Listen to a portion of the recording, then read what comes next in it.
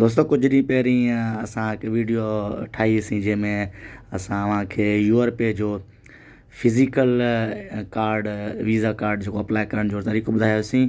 अलहमदिल्ला उहा असांखे अॼु उन जी होम डिलीवरी थी वई आहे। हीअ तव्हां ॾिसी सघो था पैकेट समसा कोरियर कंपनी वारनि तरफ़ां असांखे हीअ होम डिलीवरी थी आहे। इन डिलीवरी जा के बि चार्जिस न आहिनि, बसि जेका कार्ड जी फ़ीस पे कईसीं उन में ई असां अनबॉक्सिंग कयूं था। इनके लिफ़ाफ़े खे तव्हां ॾिसी सघो था। लिफ़ाफ़े अंदरां हीअ यूरोपे वारनि जो पैकेट निकितो आहे।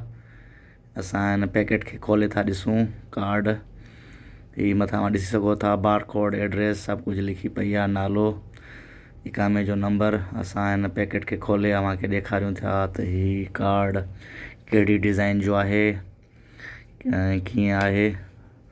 तव्हां दोस्तनि खे ॾेखारियूं था इनखे पैकेट खे असां खोलियूं था। समसा पैकेट लिफ़ाफ़े जे अंदरां हीअ यूरोपे जो पैकेट निकितो आहे। हिन पैकेट खे खोले असां तव्हांखे ॾेखारियूं था। हिन पैकेट अंदरि वरी अञा हिकु ॿियो पैकेट आहे। पैकेट जे अंदरि वरी ॿियो पैकेट आहे जंहिंजे अंदरि वरी कार्ड आहे।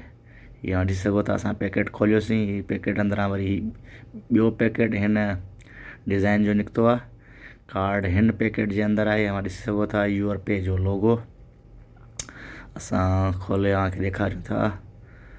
हीअ साईं, वाह वाह, माशाल्लाह, कार्ड ॿाहिरि अची वियो। हीअ तव्हां ॾिसी सघो था। हिन में वाईफाई डिजिटल चिप लॻल आहे। कार्ड में तव्हांखे का बि बिल वग़ैरह पे करिणो आहे त तव्हांखे मशीन में कार्ड विझण जी ज़रूरत न आहे, ॿाहिरां वाईफाई ज़रिए। हीअ तव्हां ॾिसी सघो था, ब्लू ऐं क्रिस्टल शफ़ाफ़, यानी चौथा हिसो हिन जो शफ़ाफ़ आहे, क्रिस्टल आहे, ऐं टे हिसा ब्लू। माशाल्लाह ख़ूबसूरत डिज़ाइन।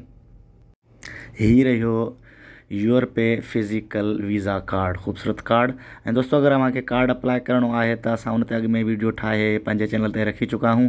अगरि तव्हांखे कार्ड अप्लाई करण जो तरीक़ो मालूम करिणो आहे त तव्हां हिन वीडियो जी डिस्क्रिप्शन में उन वीडियो जी लिंक मौजूदु आहे। तव्हां उतां ॾिसी करे जेको सो तरीक़ो ॾिसी सघो था। ऐं उन खां अलावा कंहिं बि क़िस्म जी जेको सो इंफॉर्मेटिव वीडियो ॾिसण जे लाइ असांजे चैनल खे सब्सक्राइब ज़रूरु कंदा। अस्सलामु अलैकुम, महिरबानी।